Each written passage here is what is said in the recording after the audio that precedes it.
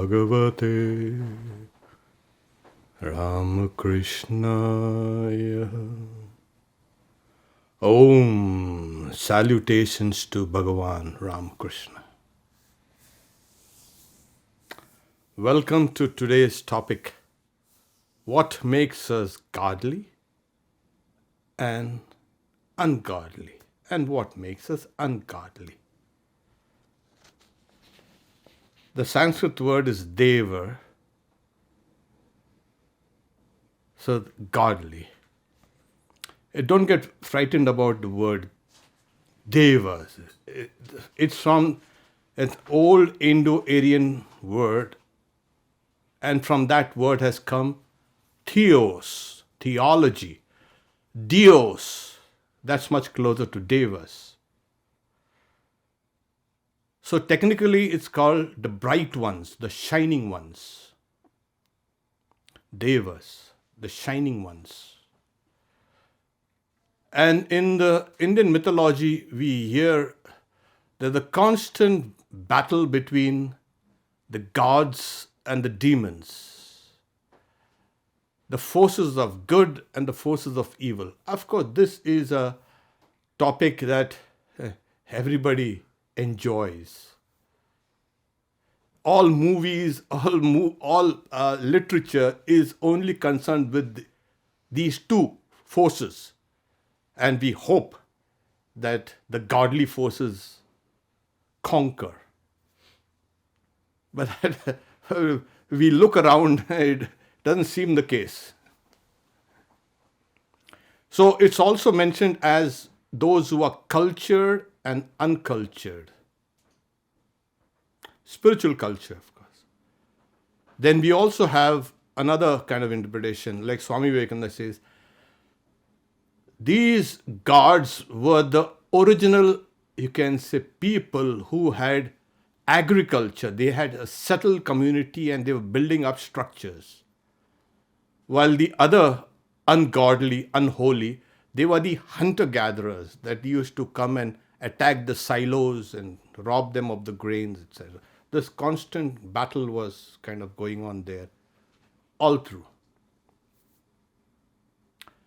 Now, briefly, Sri Ramakrishna says that in this age, man's life, a person's life depends on food. He uses the word anna gata prana. That is, everything depends on your food. You don't have food, all your spirituality and religion and all, everything goes away. Yeah. And at one instance in Sri Ramakrishna's life, he is going to Calcutta in his horse carriage and he's looking out through the windows. And then after a while he puts his head in and says, well, I seen the people. He used to love to see people. And he says, I saw so many people, just a couple of them had their minds raised up to the level of the heart. The rest of them were just body conscious and body conscious and body conscious. So Swami Vivekananda says, you close your eyes and what is the idea that flashes in your mind? This is me, I'm the body. Isn't it? It's very natural. You close your eyes, you feel that body. On the other side of the spectrum, you find the Upanishad, especially Chandogya Upanishad, speaking about then this one, fully serene, rising up from this body and reaching the highest height, remains established in its true nature. This is the Atman, this is immortal, this is fearless, this is Brahman. The name of this reality is truth. So here we have a diametrically, you can say, opposite idea of what one's real self is. So your perception of yourself as the body is wrong according to the Upanishads. This is the perception that one can acquire through inquiry, through spiritual disciplines. This is the reality. Okay? I'll repeat this. When this one fully serene rises up from the body and reaches the highest light, that is the time when that person is established in one's own nature. This is the Atman. This is the fearless, the immortal. Now we feel the body. So for us, the body has become the Atman. And we tend and take care of it, etc., etc. So the Upanishad, the Chandogya Upanishad, it's one of the oldest Upanishads, speaks about a small story, but the story is only meant for illustrating a principle, a teaching. So the story goes as the Lord of creation, the Lord of the creatures. At the beginning of creation, he said, this Atman has no sin, no decrepitude, no death, no sorrow, no hunger, no thirst, has unfailing desires, has unfailing will. This is to be known. This is to be inquired into realization. He who realizes and knows this Atman attains all the worlds and all the desirable things. Now, when Prajapati, when the great Lord, he made this declaration, people had heard about it, and then it passed on from person to person to person. And this teaching was current amongst everybody. So the gods decided that we also ought to know this. So Indra, the king of the gods, said, yeah, if you let me, I'll go and find out more about this teaching. That this Atman is beyond death, it is beyond hunger, it's beyond thirst, it is beyond decrepitude. It has unfailing desires and unfailing will, etc. And amongst the ungodly, the demons, we had Virochana, who was kind of deputed to go and find out more about this Atman. Unknown to each other, both reach the hermitage of this creator, the sage. And then he's saying, why have you... they come and they stay for 32 years. At the end of 32 years, Prajapati, the Lord, says, hey, Indra and Virochana, you have been here for so long. Why have you both come here? The idea is, in today's world, we pop a question. Oh, yeah, okay. In the old days, it wasn't like that. In the Upanishadic tradition, we had people who used to perform penances, meditation, service, studies, and then at the end of their tenure, they could ask questions. Today we can just put a question directly without even preparing the ground for it. So after 32 years, Prajapati asked them, what have you got? So they said, we have heard the saying that the Atman is beyond hunger, thirst, decrepitude, old age, etc., etc. And it is immortal, it is fearless, it is the Atman. We want to know this. Now, in the Upanishads, we have a tradition where a provisional teaching is given initially to check the depth of the student's understanding. So a provisional teaching was given by Prajapati. He says, the person that is seen in the eyes, that is the Atman, that is the immortal, that is fearless, that is Brahman. So both the king of the god and the king of the demons is saying, well, is that person that is seen in a plate of water or in a mirror, is this the Atman? So he's saying, find it out for yourself. And then he says, now dress up in clean clothes, adorn yourself, and again look in the mirror. What do you see? He's saying, yeah, we see this reflection as clean and well adorned. Is this the Atman? Find it out for yourself.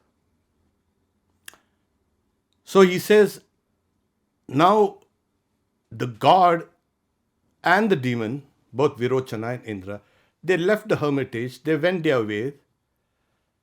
When the demon reached the assembly of the demons, he said, well, we are that Atman. So eat well, drink well, etc., etc., etc. So this is the fearless, this is the Atman, this is immortal, this is Brahman. While they were leaving, Prajapati says, oh gosh, they have completely misunderstood the whole thing. They are leaving without understanding the Atman. Indra also leaves, but on his way, he said, just a moment, when I see the reflection and it's okay, this is me, but when it is blind or it is sick or it has running nose and eyes, then the reflection, Atman, also will become blind and sick and with running nose and eyes. Well, this is not good enough. So he returns. And he stays for another 32 years, quietly. Well, Virochana, the king of the demons, he returns and he says, eat, drink and be merry, this is the Atman. Okay. And not only that, they adorn themselves and they adorn the dead bodies also. They think that they can conquer this world and the other world also through this. So Swamiji also has spoken about this illustration in his Raja Yoga, in his lectures on Raja Yoga. He's saying, if you teach a person bodily enjoyments, everybody will come running to you. And if you say, get away from these enjoyments, and if you preach renunciation and you preach the reality, there will be very few takers. Religion and spirituality becomes connected with the body. Everything is, I want to protect this. This is me. Well, this is not you. If you think this is you, then that is being ungodly. So Indra returns and then he says, Prajapati asks him, what happened? You had left satisfied in heart? Saying, well, I've got this difficulty. The reflection also of this body suffers if the body suffers. And then after 32 years of studies, of practicing austerities, of meditation, of service, etc., Prajapati again teaches him, this one that is seen in dreams, this is the Atman, this is the fearless, this is the Brahman, this is immortal. So Indra was pleased, okay. He leaves, but he says, just a moment. If the body is blind, the dream body is not blind. If the body, gross body, has got running nose and eyes, the dream body, the subtle body, does not have running nose and eyes or is blind. But he says, this one is fearful. He's driven away. Because in dreams we also have nightmares. How can this be the Atman? So once again he returns. Prajapati asks him, what happened? You went away satisfied in heart, you're returning again? Well, he says, I've got this difficulty. The dream body, the subtle body, is not injured when this gross body is injured, but it has all these problems. Well, stay for another 32 years. And then Indra continued staying for 32 more years. And then the Lord again teaches him,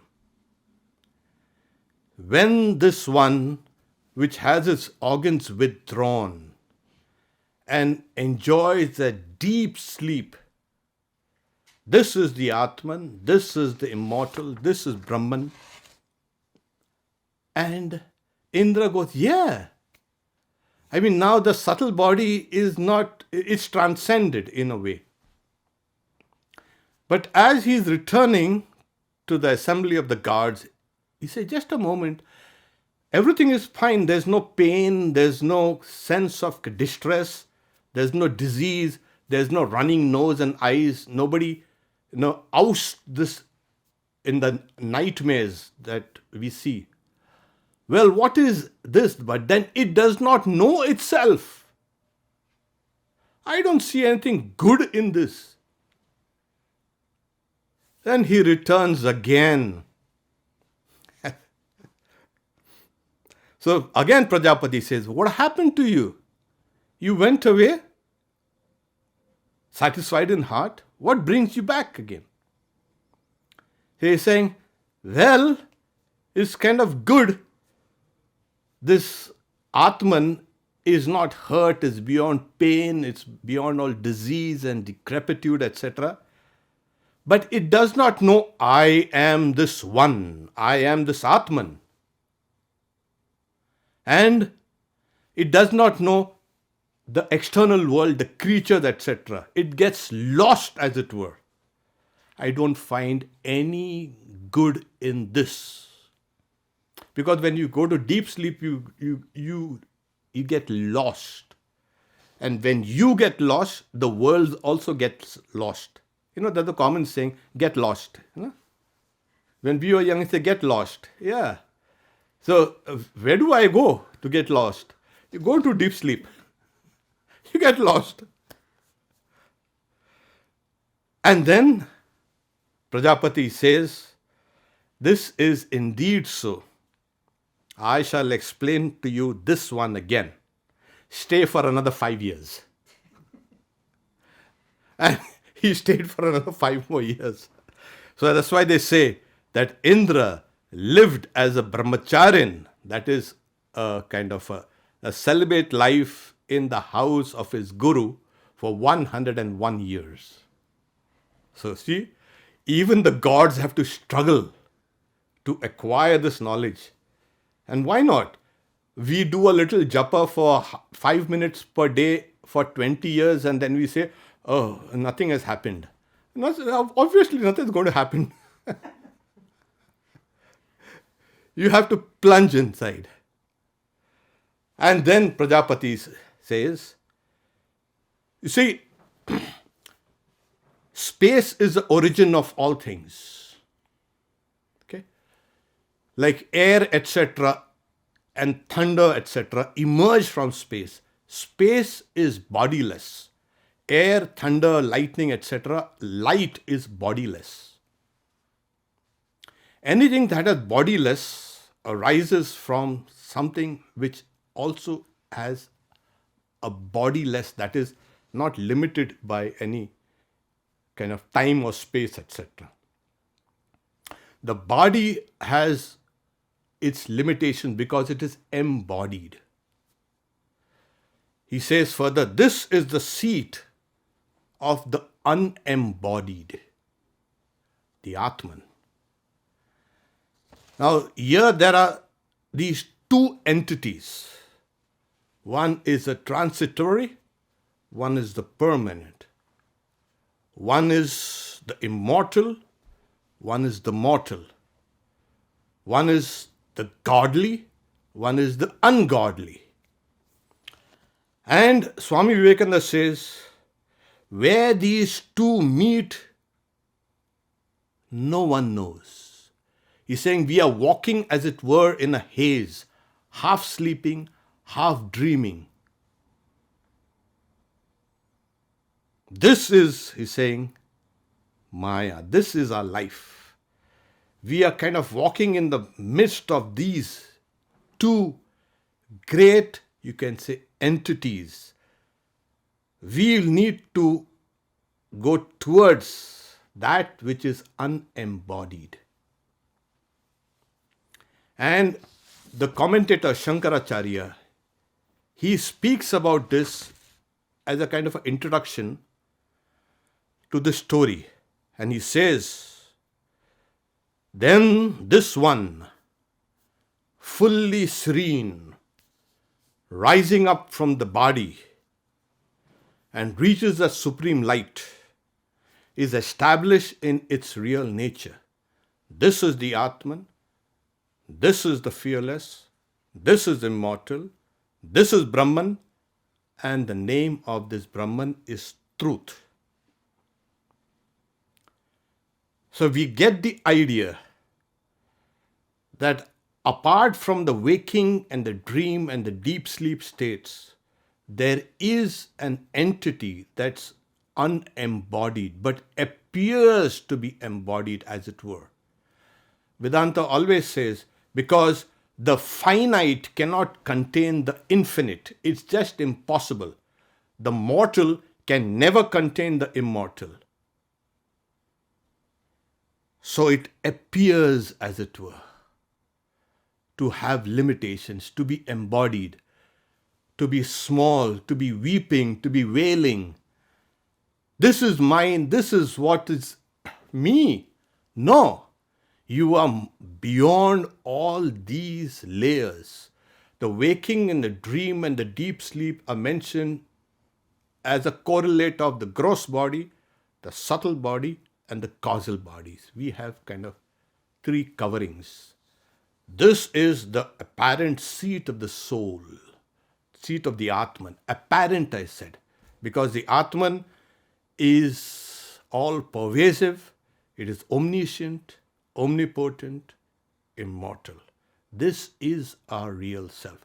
This is godliness. And everything connected to your name and form, this identity which keeps on grasping at things.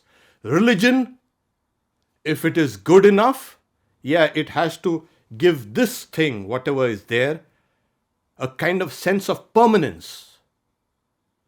And that's why we have created these great heavens, where this body and this identity remains. And as Prajapati, he says, he has dismissed even the ideas of heaven and ancestor worship and the body idea as irrelevant, as ungodly. So when we are established in this idea of the sense of the body, we've got to start replacing this identity with your divine nature. And Like Indra, he stayed for 101 years. Well, I'm not expecting you to remain like that for 101 years and automatically you will get some realization. It's not possible. You've got to be busy with that spiritual practices. It is an reorienting your life. And if you can reorient your life to your real nature, it's an unbelievably powerful thing that can ever happen to you. In one of my talks, I spoke about Swami Vivekananda pacing up and down in a house in New York which had floor-to-ceiling mirrors. And an onlooker, Ellen Waldo, was looking at him and seeing how vain he is. He is as if preening in front of the mirror, very minutely watching his reflection. And then she says, the bubble is going to burst. How vain he is. And then he turns and says, Ellen, it's one of the strangest things. I can't remember what I look like when I turn away from the mirror.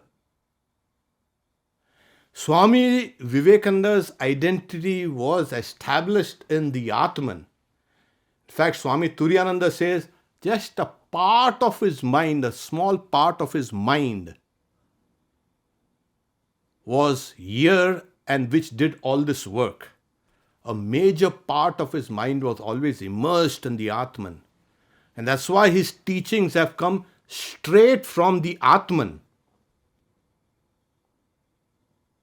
Those words are immortal. Those words are truth. Those words will lead us to truth and immortality and to the Atman. This is how the scriptures, through a very simple story, I mean, it's more like a kind of stories for children. This is how it, but it hides a great truth. Swami Vivekananda said the sages of the Upanishads were poets, were very simple, and they spoke in that simple language which can be comprehended by everybody, even children. So what makes us godly and what makes us ungodly? Nothing but our perception of ourselves. And as I said, the word devas means the shining one, the bright ones. If you can see yourself as that shining, bright entity, that will be the greatest turning point in your life. Because this life is extremely precious. This body is extremely, you can say, difficult to attain. Oh yes. And Shankaracharya in his Vivek Chudamani says, it is acquired through the grace of God. If you get a guru and the desire for freedom. Yeah, these three things. Getting a body, getting a guru, and having a desire for freedom is nothing but the grace of God. So we have been fortunate. We have got all three. I hope so, all of us. We all have a desire for freedom. Yes. At times, when the body becomes decrepit and old and painful, see how you want to fly away from that pain and old age and the coming death. There is something which is within all of us which wants to kind of escape. And the illustration in the Upanishad is given like a horse tied down, a strong horse tied down to a peg. It can uproot that peg when it wants to. Similarly, we'll have to uproot this ignorance about ourselves. And this ignorance is deep, deep seated. It manifests as this I. This is the first thing that happens. I. The whole center of the universe is I. So, we'll have to change the center of the universe. You as consciousness is spread out all over. In the Upanishads, always you have the idea of when the serene one rises and reaches the supreme light of the sun. Then you say, what is this? The sun is nothing but a symbol. The sun means universal consciousness. This is where the individual consciousness, the serene one, rises and merges into this universal consciousness. So sun in the old days was kind of a great symbol of that universal consciousness, and the individual soul was likened to a flame. They say, Angushtamatra Purusha Jyotiriva Dhumakaha. So this flame finds its fulfillment in its universality, the source of its being. So similarly, we, our own selves, will find fulfillment. We'll find that immortality. We will find the Atman. We will find that fearless, the state of fearlessness, when we rise up and attain to that state of immortality. So this is what the Lord taught him, Indra. And that's why they say that the gods prevailed over the demons because of this knowledge. So you can prevail over everything with this divine knowledge. The word divine itself has come from the word, Sanskrit word div, to shine. That's where the word deva has come. As I mentioned, theos, dios, etc. These are old Indo-Aryan words, all connected. So like the word is connected, we are in a way connected. The first thing to get out of this ungodly, unholy life is stop seeking for enjoyments and look around and see how people are in distress, are suffering, are in pain, are in needs. That will open our eyes to a greater sense of reality. This is a starting point, because at times you're saying, oh, it's only me. The world can, as they say, can go to the dogs. No. So we have to somehow emerge out of this prison that we have made. Swami Vivekananda also speaks about a Chinaman who was imprisoned for 50 years, and then when the new emperor ascended the throne, all political prisoners were released. And then the guards come and they bring out all the other guys. They release them. And this Chinaman, he's out in the sun and it's so blinding. He's saying, no, I don't want to live here. Send me back to my dungeon. I want to live there. Saying, but that is full of lice and mice and dirt and filth. Let me go out there and let me live and let me die there. So even the sense of freedom at times overwhelms us. So we need to have a clear conception. Do you want to live in the light, or do you want to live in that dank darkness? Just because for 50 years you lived in that dungeon doesn't mean you've got to die there. You must have that spiritual strength to step out of that narrow self and come out in the light. This is the beginning of your spiritual practices. Or if you keep on thinking, this is me, Sri Ramakrishna illustrates it with a few drunkards got into a rowboat and they wanted to have a little fun and they wanted to row the boat and they kept on rowing the whole night. And in the morning, when all the intoxication had gone off, they found that they are in the very same place. They rowed whole night in that very same place. They had forgotten to lift that anchor up. So, the reorientation of your life is the lifting up of the anchor. Lift it up. You'll have to make a little effort.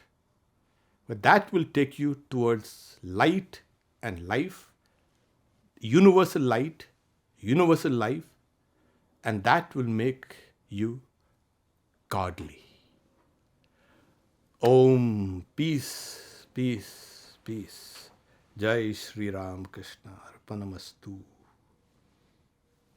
My question is related to if you have intentionally or unintentionally cultivated kind of a negative thought patterns, how to combat that, even if I intellectually understand I'm the Atman. My brain doesn't always remember that. And I have tendency to say negative thoughts about my individual incarnation. So sometimes I feel limited by those. Well, it's simple. You start filling it in positive thoughts. Sri Ramakrishna gives the example of a thorn enters your foot, take another thorn and pull the first one out, and then throw both of them away.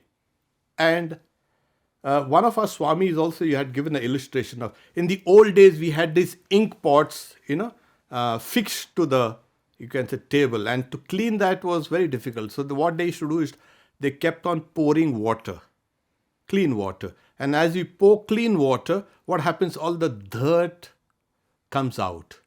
And you say, oh my God, I pour clean water and all the dirt comes out. But as you keep on pouring, you'll find finally that only clean water is coming out. So that ink pot has been cleaned. So remember, thought is a very powerful instrument that you have in your hand.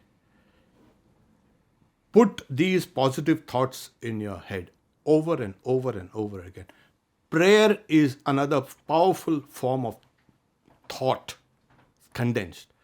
The repetition of a mantra is another condensed, you can say, prayer. It's very powerful. So it's not going to happen in one day, Hobbes. It's going to happen, but you will have to unmake those mistakes that you have. So what happens is, the moment you start filling your mind with positive thoughts, you immediately become aware of yourself. This should not be done and this should be done. Because each one of us has our own conscience. We know what is good and what is bad, what is right and what is wrong. We don't need the holy scriptures to tell us. We know exactly. So this is how you practice. And then Swami Vivekananda says, try to be unselfish. Try to look around and see people how they are, in what state. Try to engage people who are really kind of in pain and in want. You feel kind of, you reach out, and that is, you're doing real merit. At the same time, you're coming out of your own self. The more narrow you become, the more ungodly one becomes. The more expansive one becomes, the more godly one becomes. So it's like that shining, the bright ones. So your thoughts, words and deeds will now start shining. So this is what is called godliness. it will have a kind of an illuminating effect on you.